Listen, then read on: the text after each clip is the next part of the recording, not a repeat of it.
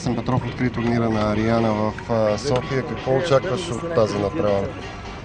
Аз ви казах преди малко, всичко да протече в духа на взаимното уважение на ферплея, защото в крайна сметка това е едно благородно мероприятие, което дава възможност на аматьорите да се справят един срещу друг и в крайна сметка да се получи едно изключително добро състезание, в което забавлението да е властващо. Не ни ли липсва аматьорския футбол като цяло в България? Да, това е основата на пирамидата. Така че всяко едно такова мероприятие, особено това на Ариана в изключително големи мащаби тази година, с много участници, е един положителен знак, че ние отново се завръщаме към нашата основа. А професионалисти според теб понякога участват.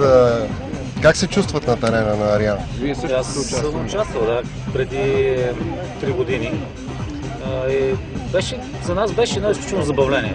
Ние го превърнахме така в голямо удоволствие, защото събрахме се приятели, играхме в футбол, създадохме си изключително голямо настроение, в крайна сметка изпечелихме турнира в Пловдив, който остана един незабравим спомен. След това седнахме по бутилка бира, за да обсъдим как е протекла турнира.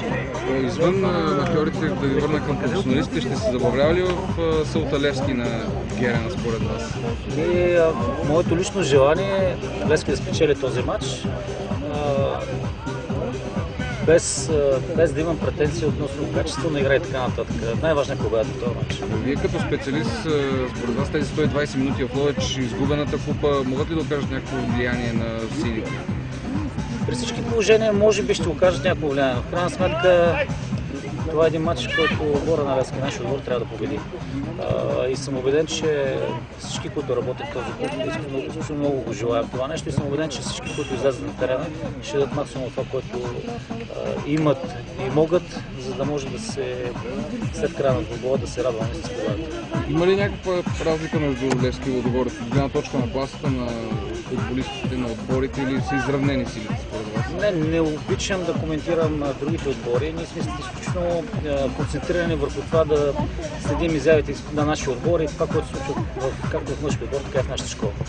Публиката ще бъде ли решаващ фактор? Убеден съм, че тя ще даде всичко от себе си и ще подкрепи до края отбора.